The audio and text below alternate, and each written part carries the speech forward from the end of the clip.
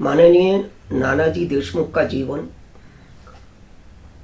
अनेक क्षेत्र में काम करने वाले कार्यकर्ताओं के लिए हमेशा प्रेरणास्पद रहा है। नानाजी बाल्यकाल में ही राष्ट्रीय स्वयंसेवक संघ के स्वयंसेवक बने। बाद में एक अच्छे कार्यकर्ता के रूप में और प्रचारक के रूप में उन्होंने संघ के क्षेत्र में अपने कार्य से अपनी छाप छोड़ी। उसके बाद में राजनीतिक क्षेत्र में अनेक वर्षों भारतीय जनसंघ के अनेक दायित्वों का निर्वाह किया। बाद में आपात स्थिति में उसके खिलाफ संघर्ष में श्रद्धेय जयप्रकाश नारायण के छाया की तरह और सब प्रकार से उनकी ढाल बनकर के उस संघर्ष का नेतृत्व भी किया। एक घटना ने तो नानाजी के संघर्षशील जीवन और सब प्रकार की विपत्तियों को अपने ऊपर लेकर के अपने नेतृत्व की रक्षा का एक अनुपम उदाहरण पेश किया। जब जयप्रकाश नारायण पर निर्मम लाठी प्रहार हुआ तो जयप्रकाश जी के जीवन को बचाने के लिए स्वयं नानाजी ने उस प्रहार को अपने ऊपर ले लिया और उस प्रहार का दर्द आजन्म भुगतते रहे। संघर्ष में सफलता प्राप्त करने के बाद जब जनता पार्टी के नेतृत्व में नई सरकार का गठन हुआ तो सत्ता के मोह से अपने को दूर रख करके रचनात्मक कार्य के लिए अपने आप को समर्पित कर दिया। ये भी राजनीतिक क्षेत्र में काम करने वाले कार्यकर्ता के लिए और रचनात्मक क्षेत्र में समाज के लिए काम करने वाले कार्यकर्ताओं के लिए एक अद्वितीय अनुपम उदाहरण था। मंत्री पद प्राप्त हुआ किंतु स्वीकार न करके और उन्होंने राजनीति से संन्यास की घोषणा कर दी। दीनदयाल शोध संस्थान के माध्यम से गोंडा जैसे अनेक प्रकल्प चला करके एक व्यक्ति देश और समाज में अभाव, गरीबी, बेकारी और बीमारी को कैसे अपने प्रयत्नों से दूर कर सकते हैं, वह रचनाधर्मी कार्यकर्ता के नाते से भी उन्होंने एक अत्यंत दिशा दर्शक काम किया।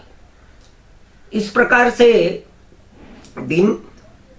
दीनदयाल जी के जीवन से ही वो प्रेरणा प्राप्त करके जीवन भर काम करते रहे और उसमें भी राष्ट्रीय स्वयंसेवक संघ के विचार और उसकी कार्यशैली उनकी कार्य की प्रेरणा के आधार हमेशा बने रहे। इस प्रकार से नानाजी देशमुख के जीवन को देखने से ऐसा लगता है वे संघर्ष और सृजन दोनों के अद्भुत माहिर थे। दोनों क्षेत्र में अद्भुत नेतृत्व भी प्रदान किया और अद्भुत कार्य भी उन्होंने किया। ऐसा लगता है कि श्रद्धेय नानाजी देशमुख संभवतः इस विचार में विश्वास करते थे कि ज्ञान के बिना कर्म अंधा है, कर्म के बिना ज्ञान लंगड़ा है और भक्ति के बिना कर्म हृदयहीन है। इसलिए उन्होंने अपनी कार्यशैली में ज्ञान, कर्म और भक्ति का अद्भुत संगम किया था। ये भी रचनात्मक क्षेत्र में काम करने वाले कार्यकर्ताओं के लिए पीढ़ियों तक प्रेरणा और मार्गदर्शन प्रदान करता रहेगा। नानाजी के इस रचनात्मक कार्य के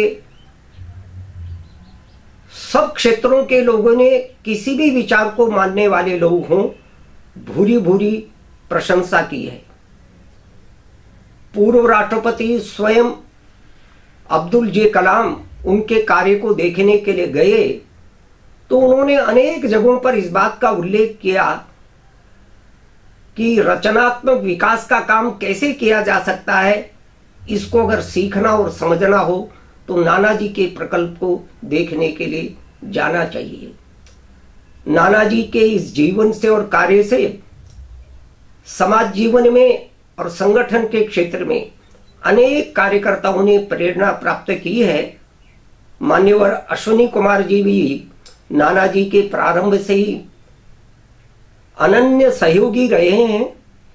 वे भले ही राजनीतिक क्षेत्र में है, पर राजनीतिक क्षेत्र में रहते हुए भी उनकी दृष्टि भी और उनका कार्य भी हमेशा एक रचनाधर्मी कार्यकर्ता का ही रहा है। उन्होंने उन्हीं के जीवन से प्रेरणा प्राप्त करके सहयोग के नाम से एक अभियान प्रारंभ किया है।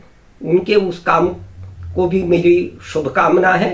नानाजी का जीवन हम सबको हमेशा हमेशा प्रेरणा देता रहे, यही प्रभु से प्रार्थना।